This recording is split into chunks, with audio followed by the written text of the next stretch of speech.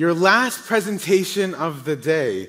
You're awake? Some of you are awake. You've had a lot of coffee, I hope. Good. First of all, today has been an absolutely incredible day. So those of you who are here, can we just give a round of applause to all the organizers of this conference?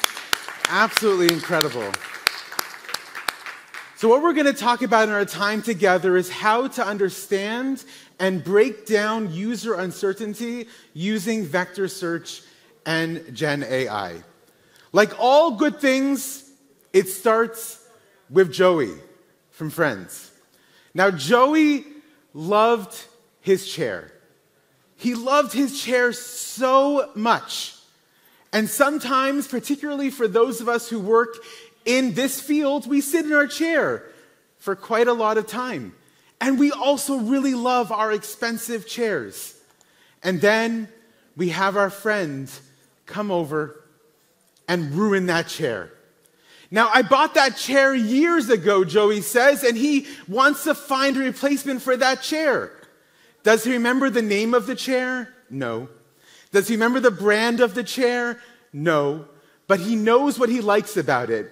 He knows that it was a chair that went up when you pressed the button, but not too up. It was brown, but it was like not a brown.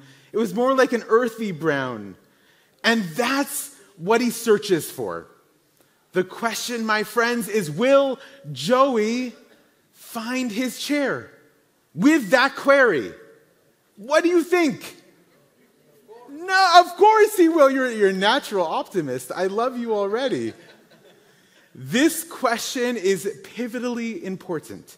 In fact, it is so important because people, you have 5 seconds to show value to people on your sites and your applications that you build. 5 seconds. And if you don't give them what they need in those 5 seconds, guess what? They're going somewhere else. This is really, really important. So let's do this search. We're on a typical furniture website and we're going to search for that query. Exactly that query we invented for Joey. The chair is brown, but not too brown. It goes up, but not so far up. It's nice, but not too expensive. What do we find? We find a lot of chairs, but there was no brown chairs, no earthy brown chairs, no manual recliners, no automatic recliners. In fact, at least we can say there were chairs. So the website gave us something, but it wasn't what we were looking for. Now, this isn't really about chairs. In fact, when we talk about users, it's important to remember that you are also that user. Anytime you went to a documentation site and you were searching for the thing, that method, that function you couldn't remember the name of, but you knew it did something. It converted this data type to that data type. You can't remember what it was called. And you are frustrated, remember that most people who go to documentation sites are already upset. That's why they're there. And you're only going to make their lives worse. So this is not just about those people out there, it's also about us as well. We can state with some level of confidence that traditional search is broken. That the basic keyword search, while it has many use cases that still remain, is not enough. And that's what we're going to talk about together. My name is Ben. I work as the Senior Developer Advocate at Couchbase. And you can find me online at 2 of my favorite things. Hummus, that's why I moved to Israel. Hummus, right? Good hummus. And I'm also a longtime Ruby developer. Yes, I'm very old. And so Hummus on Rails, basically all online everywhere. And today, we're going to spend some time talking about search. Now, search not for data scientists. I know there's data scientists in this room, but search for people like me, back-end developers who suddenly have to build some functionality with these things that sound like math and numbers and things I hadn't been prepared to learn and do. And I had to learn these things for myself. And so my job today is to help all of us to learn some of these things together. So we're going to talk about what vectors are, and some of you it's going to be repeat, other of you it's going to be new, and even if it's repeat, learning something again isn't the worst thing in the world. We're going to talk about how it works, when you would use it, and finally we'll look at an example. So let's get started. First of all, what is a vector? Big warning, it involves numbers. Now, when I went to college, I majored in psychology and political science. I didn't major in computer science, so numbers scare me, right? But having to understand this and break it down was fundamentally important for me, so I hope it is fundamentally important for you. A vector is nothing more than an array or a list of numbers. What kind of numbers specifically? Does anyone know? Floats. It's an array of floats. And once I heard that and learned that, I'm like, oh, I get it. It's not so complicated. It's an array of numbers. Now, what actually is a vector embedding? Throughout this talk, I'm going to introduce terms and then define them so we can have a shared vocabulary. A vector embedding is taking data, whether it's text, audio, images, video, and turning it into those numbers. And each of those numbers represent something. And those numbers are short, dense lists. And when we say short, when you're reading data science books, you'll see the term lower dimensional. That basically means, not exactly, but basically means it's short. Lower dimensional is short. I had to look up all these terms when I was learning this and writing down, like I felt like I was back in elementary school, writing down terms. Oh, that's what that means. Oh, why are you using the jargon? Let's de-buzzify the buzzwords. So again, we take Joey's search, he wants his chair, and now we turn that search into its own, that search query into its own embedding, and we get a bunch of numbers, a bunch of floats in a list. And the data in your application, which ultimately probably looks like something like this, when you turn that data into vector embeddings, what does it look like? It looks like this, which makes more accurate content recommendations, better search results, and a whole lot more. Now, how does that happen? It's not magic. We don't like anything magical. So it's not magic. What is it? It's an embedding model. Embedding models take the data and turn out numbers. That's amazing, Ben. That sounds so great. But how does that actually work? What does that actually do? To understand embedding models, we need to take a look and first frame ourselves in the concept of a neural network. And you may be thinking to yourself, wait, a neural network, this is not a psychiatry class. Why are we talking about neural networks? As you're listening to me talk right now, you are doing something that these embedding models help us do. You are listening to me talk and you're thinking about, wait, I heard it talk earlier today that was really interesting about this also. Or you heard the word hummus and you're thinking about, oh, I should really go to that place in Yafo that I send all my tourist friends to finally and go.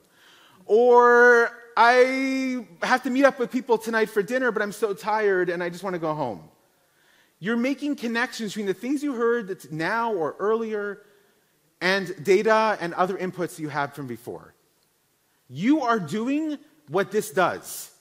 It is, or in other words, it is mimicking what you do, which is making connections between data. There's many different embedding models, many. We're going to cover two of them. One is called BERT, not the character from Sesame Street, but it stands for Bidirectional Encoder Representations from Transformers. Whew, that's a lot of words. Let's demystify those words. Bidirectional, what does that mean? Shnei kivunim b'ivrit. It goes both ways, i.e. it understands what came before and what's coming after.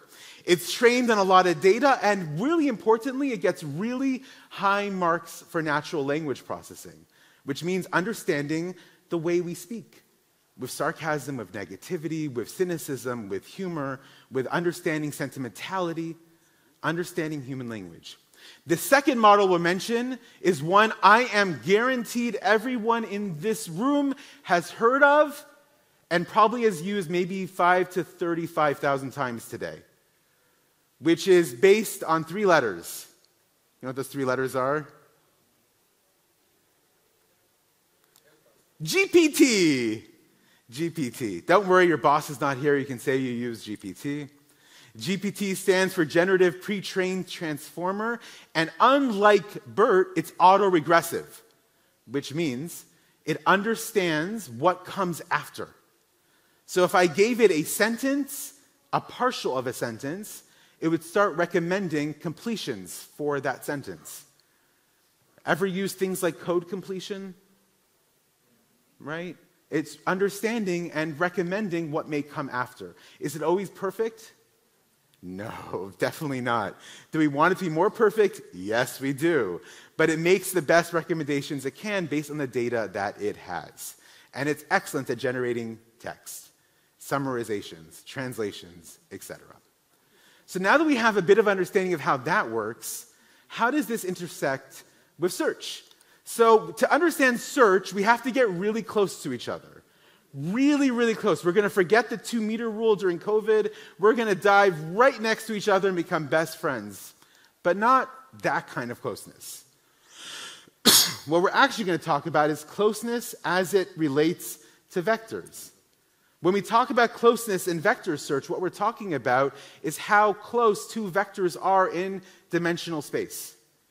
How much they connect to each other. The closer they are, the more similar they are. The farther apart they are, the less similar they are. The way that his search may work is he has his search query, Joey's looking for his chair, and now Joey's query gets turned into an embedding, and that is compared against the embeddings in your data set of your furniture site. And it zeroes in on the clusters representing reclining chairs. And suddenly you return back to Joey reclining chairs. Now, are you going to return to him exactly the chair that he was looking for? Probably not. But you're going to give him a much more accurate result than just a bunch of random chairs on that random, unnamed, we're not going to name it, that random American furniture site? Absolutely yes. It's a fundamental, pivotal change in the user experience. Now, when we talk about closeness, okay, I get it, Ben. It's about how close they are. But they're not like two items in the physical world. It's not like I can say that chair is this X distance from that other chair. I have to determine closeness in some other way. And to do that, we use math. There's many different ways to determine closeness. Each one of them has its own positives and negatives, or different utility, different use cases. We're going to mention 4 of them. Ready to talk about 4 different ways to determine closeness? Whether you're ready or not, it doesn't matter because I'm going to do it. So let's do it. The first one is Euclidean. Euclidean distance, sound familiar? The Greek guy from a long time ago. Euclidean distance measures the straight line distance between 2 points. Pretty easy. And it's used in algorithms like k-means. We have another buzzword. What does k-means mean? Grouping by similarity. It's used to talk about algorithms. It's used for algorithms to help us group by similarity. To understand where the actual distance of points is really important. The second one we'll talk about is cosine, or as they say in Hebrew, cosinus. It's probably how I say it in Greek as well, too, right? This sounds Greek. Cosinus. And that measures the cosine angle between 2 vectors. Now, this is really important in text analysis and info retrieval, where the orientation, not the magnitude, matters. You notice how I focus on those words? Because they don't mean anything. What does that mean? What that means is where the meaning of the text, not the size of the text, matters. Isn't it amazing when we de-buzzify and de-jargonify words? It's as if we're democratizing knowledge by doing so and allowing people to access things that you don't need special gated degrees to access. It's absolutely incredible. The third one is Manhattan distance.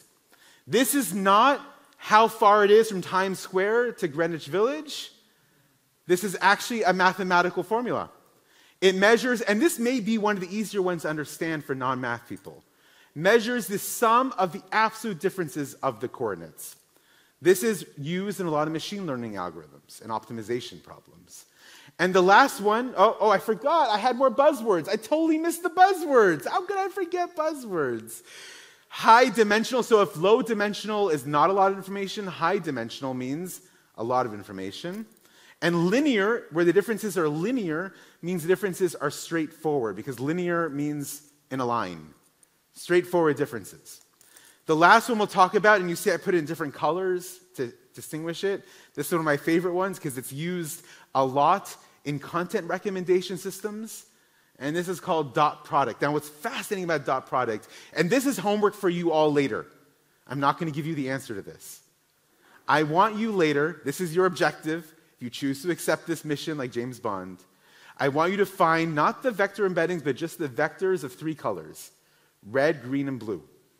And I want you to take those vectors and compare it to another shade of blue. And I want you to do it with one of these and dot product. So if you imagine another shade of blue, and blue will be closest in vector space for most of them. It may not be the way for dot product. I'm not going to tell you more about that. You're going to have to do that homework later. You're going to leave here, you're going to think you're going to eat dinner. No, you're going to go right to your computer, and you're going to start building these and figure it out. Dot product measures the sum of the products of corresponding elements in 2 vectors. And this is used, as I mentioned, in content recommendations. You enjoyed watching that British baking show, then you're probably going to really enjoy this hybrid Japanese-Argentinian baking show as well. And you're going to love it. And you're going to stay watching Netflix forever and ever and ever. It's really helpful for content recommendation.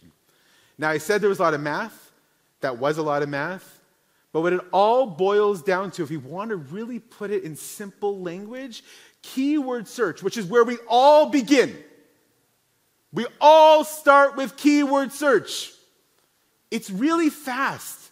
It's fast to implement, it's fast to build, it's fast to use, but eventually, when your data gets more complex, you are going to end up with something like this. Anyone ever seen anything like this? Anything? Anything? Yes, you have, right? And as soon as you start seeing things like this, you start seeing things like this. And what started really fast, although turtles can be really fast sometimes, but this turtle is pretty quick. I did put it on 1.25, by the way. That's not its normal speed. You start slowing down. And when you start slowing down because your data is large or complex or interrelated and different relationship entities to each other, then that becomes signs. Maybe you could call it code smells for when vector search might be relevant for your use case. Keyword search is incredible and is very relevant for many use cases, but when it starts getting a lot of join statements, a lot of clauses, a lot of conditions, it may be time to look at other alternatives. And I hinted at this, but it's even more useful than just for words. You can also use keyword search, vector search for things like pictures, for audio, for text, for video, for any kind of data. And if you have an iPhone, this is only for iPhones, I apologize in advance. If you have an iPhone, you can download 2 things. One is an app, and the second one is a PDF, and you can do offline vector search on your mobile device, not using any data. Pretty cool.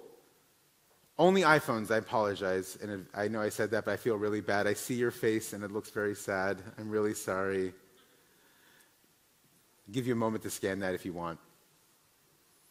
That's offline vector search without data on your phone. Can you imagine some use cases for that? Maybe a few. I know of a company that's building with that in Africa, vending machines that manage its own inventory. And then when they get data connections, which is sometimes spotty, it reestablishes and gets the current state of the data. It's pretty cool. But what's that have to do with generative AI? Well, it has a lot to do with generative AI. We have been using chatbots. We think chatbots, at least some people nowadays, young people, my kids, think chatbots are new. We have been using chatbots for decades. Decades and decades. You're probably none of you old enough to remember bulletin board systems. BBSs. Oh, wow, hey. We'll go to sleep at like early tonight and wake up at 5 in the morning because we can't sleep late anymore, right? You and I. So if you're old enough to remember bulletin board systems, you remember chatbots. And for a long time. But what is worse than not having a chatbot? A chatbot that hallucinates. A chatbot that makes up data. How many times, and I will say this admittedly and honestly in front of you all, because this is a safe space, I have used methods from chatbots where I copied and pasted and didn't check, and that method did not exist in the SDK. It did not exist anywhere, but maybe it should have existed. And if I was a good open source citizen, I would have opened a PR to create that method. But this happens more often than not. Chatbots that don't know what they're talking about, but always sound like they are confident, middle-aged men. No matter what. Of course that's the answer. They hallucinate. Now, chatbots with RAG do something a little different. RAG, of course, is not the thing you clean your dishes with after they come out of the dishwasher because they're still a little dirty and you got to get the schmutz off of them. That's not that kind of RAG. What we're talking about is retrieval augmented generation, which means doing all the things we talked about, vector search, taking those data, those similar sets of data, and then augmenting the chatbot with actual useful information. So that when you are an old school Ruby developer and you're looking up on a chatbot, how do I access a certain thing with the SDK? And I ask that question, my question gets converted in real time to a vector embedding, and then the chatbot searches for the appropriate data within the documentation, and this is real-time in data, in real-time screenshot of giving it back to me the answer, all that happening within a couple seconds. That's an amazing use case, and a chatbot with context, well, that can save you hours and hours of trying to debug. When might you want to use this? I've given you a hint. We've talked about chatbots, but there are so many other use cases for when you might want to use this. Whenever, as a general rule, you want to retrieve a large amount of data quickly and accurately in a big data set, that's a good use of vector search. Accurately is the key term there. Recommendation systems, anomaly detection, and natural language processing. When might you not want to use this? Exact match retrieval, we got keyword search for that. Real-time transaction processing, you can do it, but it's very hard. And I'll show you in a moment someone who does do it. And small, simple data sets, probably not the best use computationally for vector search. Things like Netflix, fraud detection, chatbots, and news or big data set sites. Now, on fraud detection, something really interesting. I said don't do real-time transaction processing. I lied. You actually can. Did you know Nigerian princes sending you your inheritance by email cost consumers in the United Kingdom over $27 billion pounds. Look how American-centric I am.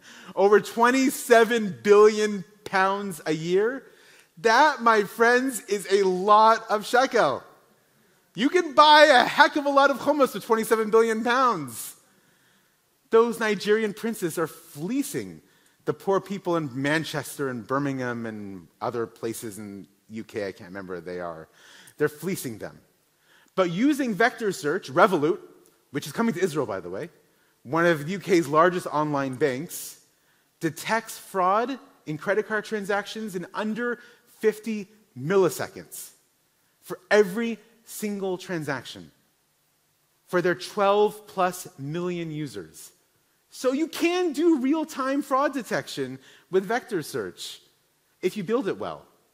And if you Google this, there are a ton, it's called Sherlock, there are a ton of architectural diagrams, blogs from their engineering blog and elsewhere that discuss how Sherlock is architected, how it's built, and how they achieved a 50 millisecond time of processing for every transaction. That's utterly amazing.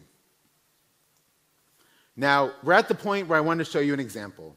And I thought about what kind of an example would be great to show you. I could show you a lot of examples. I could have showed you more in detail in Sherlock. We could have talked about building movie recommendation systems, or fixing that furniture website from America, or all other kinds of grandiose ideas.